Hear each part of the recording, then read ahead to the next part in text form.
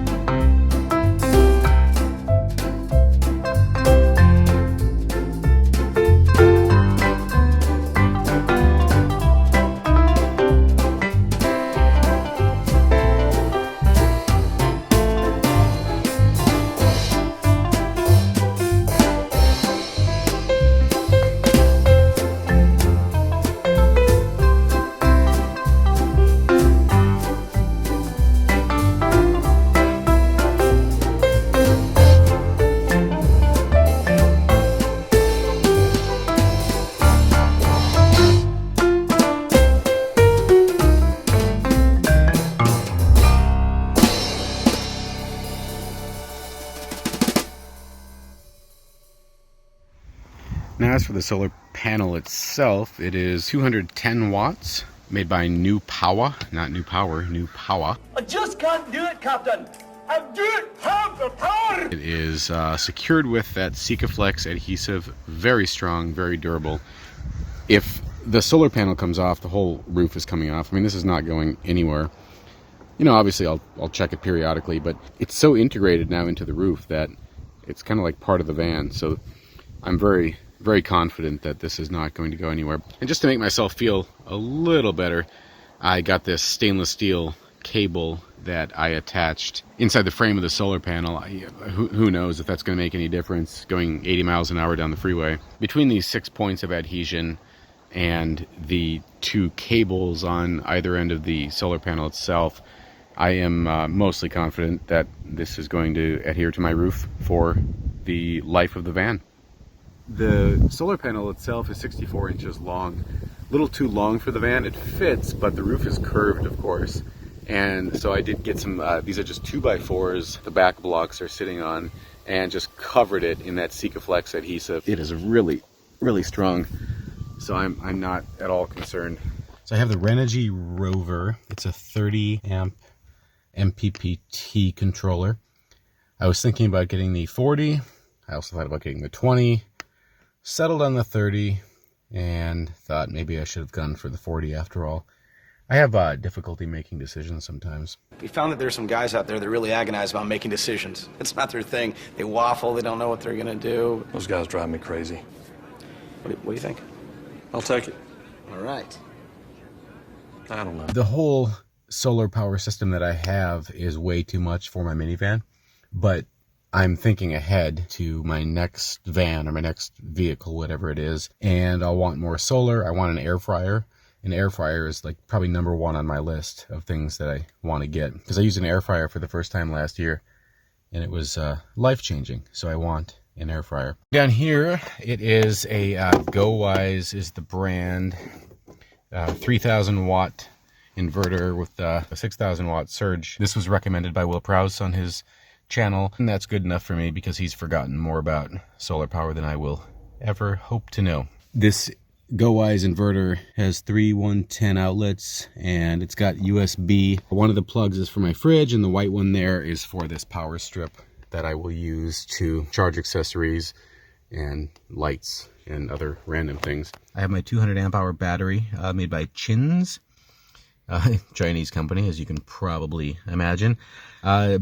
Big old battery, 60, 70 pounds, something like that. It's a big boy. When we go around back, I'll show you how I have it secured. Again, probably a little more than I need right now for my minivan and for what I'll be charging, which is just my new fridge. You'll see that in a second. It's right there. And my laptop and a few other accessories. And then this is just my little nightstand. I'm going to get some fabric or something to cover this and make it look a little more visually appealing than it does now. So let's go around back. I'll show you what I've got going on back there. All right, so these are the cables that are coming from the solar panel, of course. I'll figure out a long-term solution eventually. For right now, it's fine with me. So here is my new battery, which is now at 35 degrees Fahrenheit. And then I've just got it kind of glued and screwed into the floor so the fridge doesn't go moving around when I drive. And so there's the battery from this view. You can see it's pretty big, and I do have that secured as well. The same way that I have the fridge secure, I have the battery secured back there. I think I'll eventually block off the living quarters from the power center. As I said, I'll link to all this stuff below. A lot of the items here I purchased on eBay, but I will give the Amazon links because I have that affiliate link. And I don't make much money from it, but it always feels good to make a little money off Amazon now and then.